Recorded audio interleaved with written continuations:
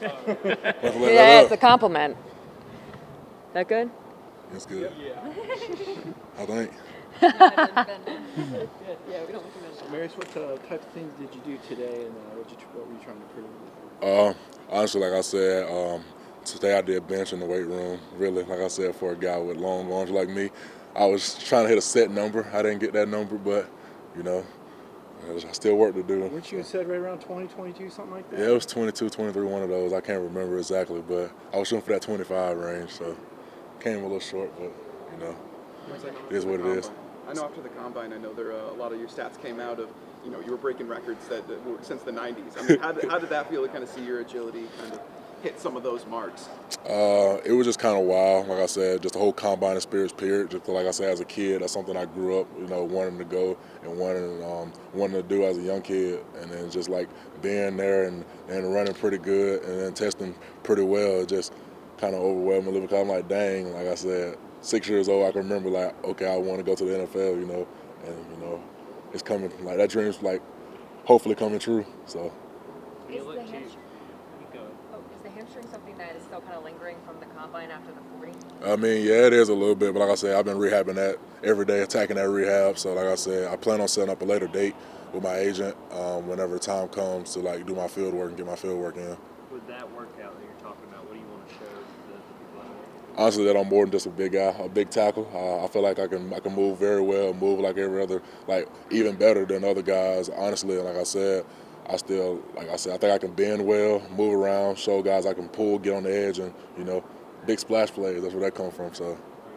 There's a lot of new freshman offensive linemen here. What advice would you give them about what it takes to be a Georgia offensive lineman? Honestly, there's a level of like being patient, and there's a level of buying in. Honestly, patient because I had to learn that because it is what it is. You come into Georgia, you come into a deep room. Just being honest with you, come into a room with guys who's been here 2, 3, 4 years, and it's just like.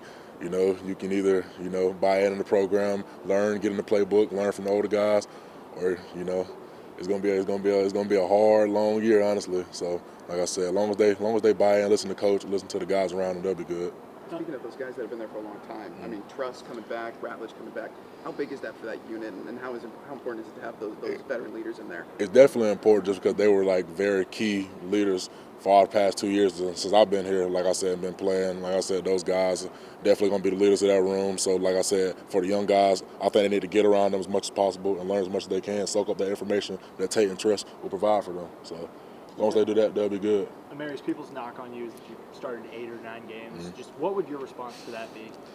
Honestly, like I say, I know my sample size of starts and, snaps isn't as great as everybody else's, but I'm fortunate enough to go to the best university in the nation where they prepared me on and off the field. So I feel like that'll help. And then, too, like I said, my maturity level is, like I said, increased day by day. So, like I said, there's still, talks about it. I really don't listen to it anymore. It's just more of like, I know what I want in life at the next level, and it's just I know what I got to work to get that. So they can go off the starts and all that good stuff if they want, but that doesn't really matter to me. So you talked to Broderick, or who do you talk to in the league? Broderick and Darnell the most.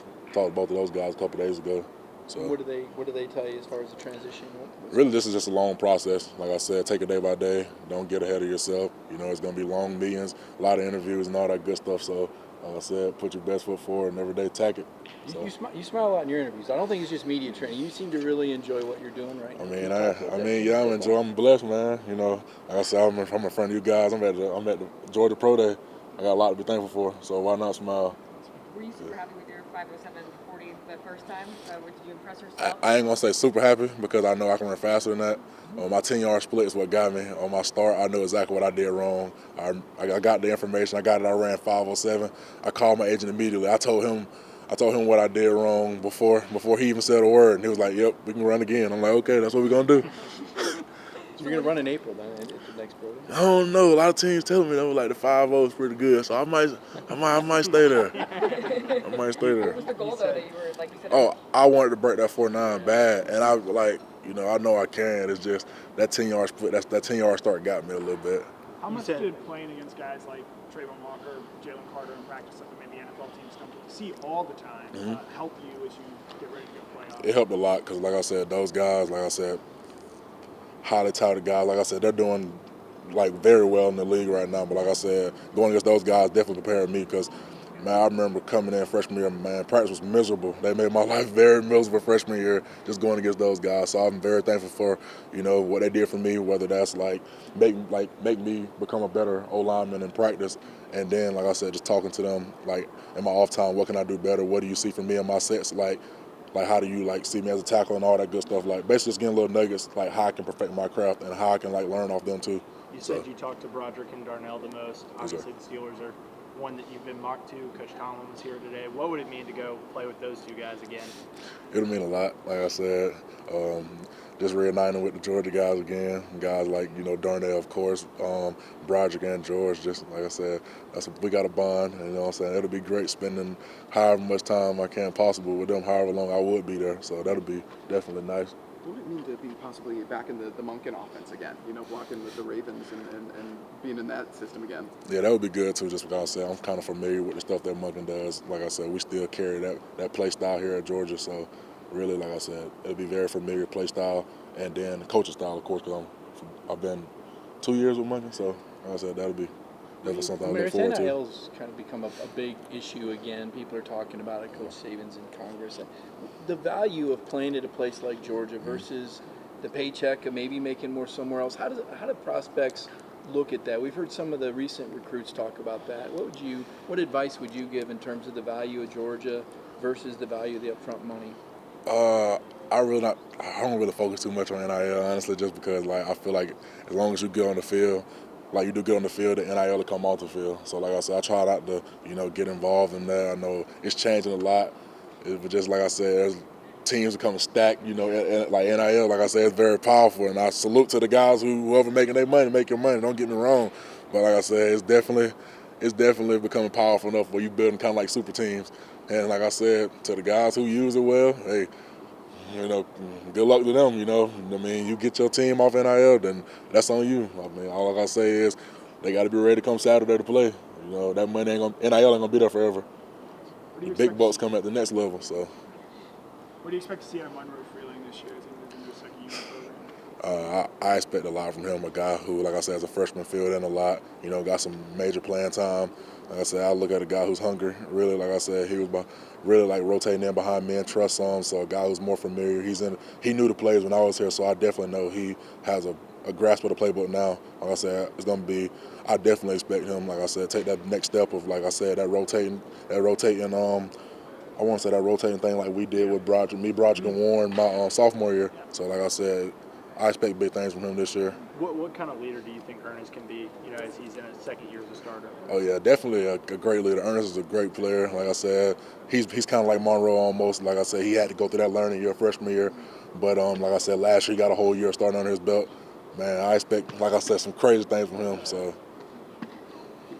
How much have teams kind of talked to you about possibly playing left tackle? And obviously you spent a lot of your time at right. We talked to Seth about possibly, his teams talking to him about guard and center and him obviously having the center reps.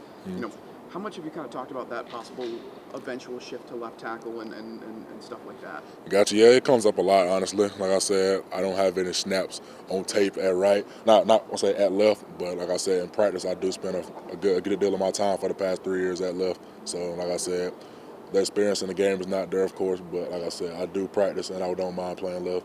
So. Time for one We hear a more lot question, of guys. Kirby stories about Kirby on the microphone. Oh, man. You got any stories? Did he ever come after you when you came in to give you the 5-star treatment? Yeah, I just remember we was right over there by the G. We just got done stretching, so it was my first day here. And I'm like, of course, in high school, I was a 5-star or whatever. I didn't really care about that. But I just remember I did not know where to go. I was just standing there.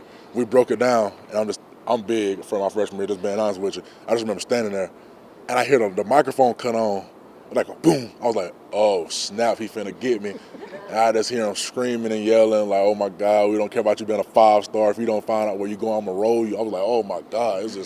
It was bad, but, it happens to everybody. And if you think you ain't going to get it, you're going to get it. He going to get everybody. So, just what it is.